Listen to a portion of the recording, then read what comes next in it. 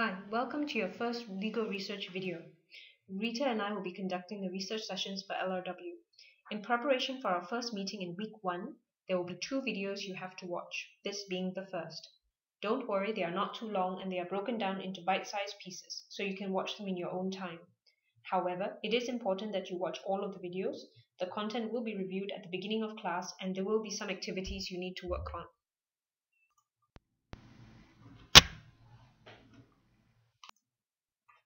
Rita and I will see you in class once a week over the next 3 weeks. Each session will last 1 hour.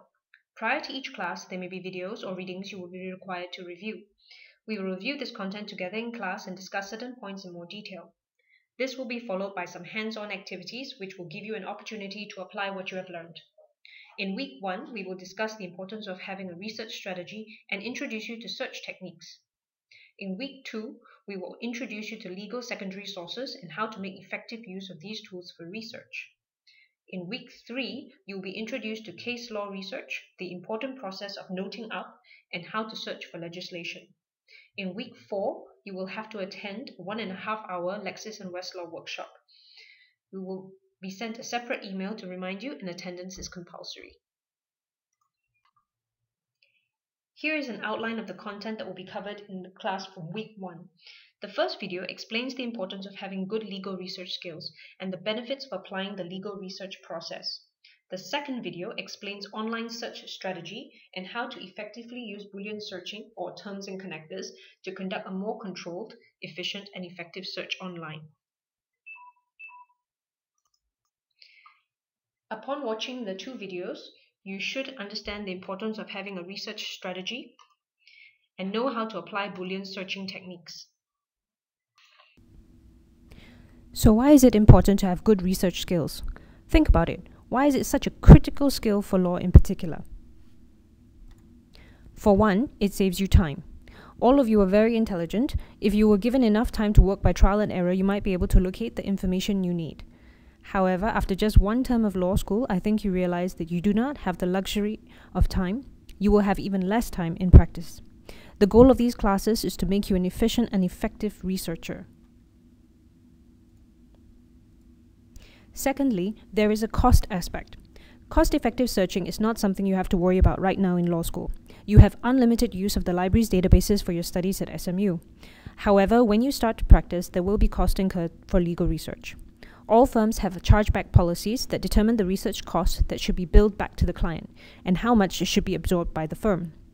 Even if the firm has a flat rate contract for a database, it does not mean you don't need to worry about how you use it.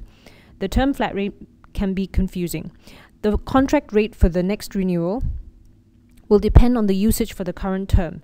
So if you do not approach your search in a paid database like Lexis or Westlaw systematically, you may run up unnecessarily high usage charges, which the firm will have to pay for come renewal time.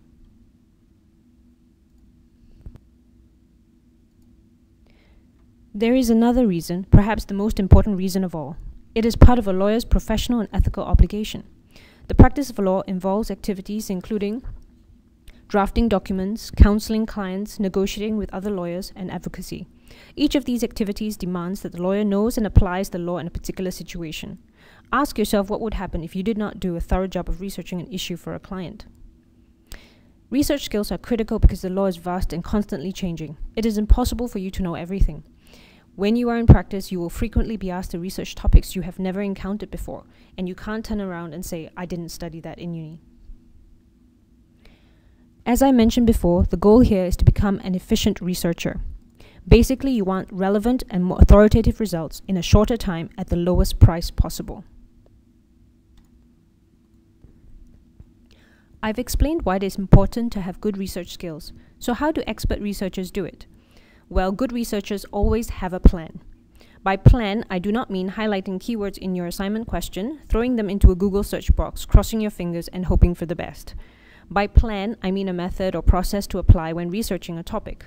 By applying this basic process, you should be able to start researching any topic. When you have been given a research question, the first thing you should do is take some time to identify the scope of the legal question. Think about the issues, areas of law, identify the facts, jurisdiction, applicable time period, Think about the possible key sources, whether it be text or databases, which you might refer to, and the search terms that you might use. Remember, this is a brainstorming process, so it doesn't have to be 100% correct. You're just thinking about all the possibilities. The next step should really be consulting a secondary source. This is often preferable to starting with a keyword search in a database. Don't forget that you are often researching something you know very little about. How would you know what keywords to use? Starting with a secondary source such as a legal encyclopedia or a key text will give you context, terminology, and highlight key cases and key legislation. This will then allow you to expand your search. Some of these valuable secondary sources will be covered in week 3. Referring to secondary sources would have highlighted relevant legislation, which you now have to locate in full text in other resources, check for updates, and other related legislation. Your prior search of secondary sources would have identified some relevant cases. You now need to locate them, read them, and evaluate to determine if they are on point for your particular question. The next stage is really to determine if the authority is still good law. This is an important process which sometimes gets overlooked and will be covered in more detail in week 4. The process not only allows you to check if it's still good law, but helps to expand your search by identifying subsequent cases that may have followed, applied, or distinguished the decision.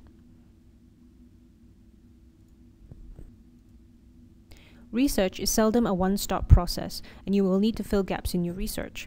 You may have to conduct online searches in other databases for other commentary, cases, or legislation. When conducting your online searches, you will have to try different variations of your searches too. Last but not least, you should keep a record of your research trail. Take meticulous notes as you work through your research strategy. Include titles, URLs, edition, page numbers, etc. I know students dread this, but it pays to keep track of which texts you have referred to, which databases you are searching, and the keywords you have used. Good notes will prevent you from needing to retrace your steps.